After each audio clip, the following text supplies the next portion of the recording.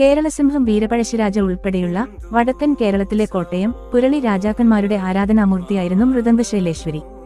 കണ്ണൂർ ജില്ലയിലെ മുഴക്കുന്ന് ഗ്രാമത്തിലാണ് പ്രശസ്തമായ മൃദംഗശൈലേശ്വരി ക്ഷേത്രം സ്ഥിതി ചെയ്യുന്നത്. കോട്ടയം രാജവംശത്തിന്റെ പൂർവികർ പുരളി രാജാക്കന്മാർ എന്നാണ് അറിയപ്പെട്ടിരുന്നത്. പുരളി ദേശം എന്നത് ഇന്നത്തെ മുഴുക്കുന്ന്, പഴശ്ശി, പുരളിമല തുടങ്ങിയ പ്രദേശങ്ങൾ ഉൾപ്പെട്ടതാണ്. ദേവലോകത്തു നിന്ന് ഈ പ്രദേശത്ത് ഒരു മിഴാവ് വന്നു വീണുവെന്ന് ഒരു പഴമൊഴിയുണ്ട്. മിഴാവ് വീണ സ്ഥലത്തെ മിഴാവുകുന്ന് എന്നും അവിടെ മൃദംഗത്തിന്റെ ആകൃതിയിലുള്ള ശിലയിൽ സ്വയംഭൂയായി അവതരിച്ച ദേവിയെ മൃദംഗശൈലേശ്വരി എന്നും വിളിക്കുന്നു. പരശുരാമൻ സ്ഥാപിച്ച 108 ദുർഗാക്ഷേത്രങ്ങളിലെ ഒന്നാണിതെന്നും വിശ്വസിക്കുന്നുണ്ട്. കൊട്ടാരക്കര തമ്പുരാന്റെ രാമനാട്ടത്തിൽ നിന്ന് പ്രചോദനം ഉൾക്കൊണ്ട് കോട്ടയം തമ്പുരാൻ കഥകളി രൂപപ്പെടുത്തിയതും ഈ ക്ഷേത്രസന്നിധിയിൽ വെച്ചാണ്. കഥകളിയിലെ വന്ദന ശ്ലോകം ഈ ക്ഷേത്രത്തിലെ ആരാധനാമൂർത്തിയായ ദേവിയെ സ്തുതിക്കുന്നതാണ്.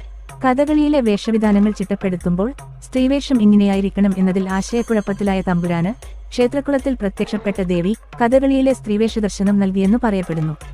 ആത്മീയതയും കലയും ചരിത്രവും ഒന്നിച്ച് ലയിക്കുന്ന ഈ ദിവ്യക്ഷേത്രം വടക്കൻ കേരളത്തിന്റെ പൈതൃകത്തിന് അമൂല്യ ഭാഗമാണ്. മൃദംഗശൈലേശ്വരി, വിശ്വാസത്തിന്റെ സംഗീതം മുഴങ്ങുന്ന ദൈവസന്നിധി.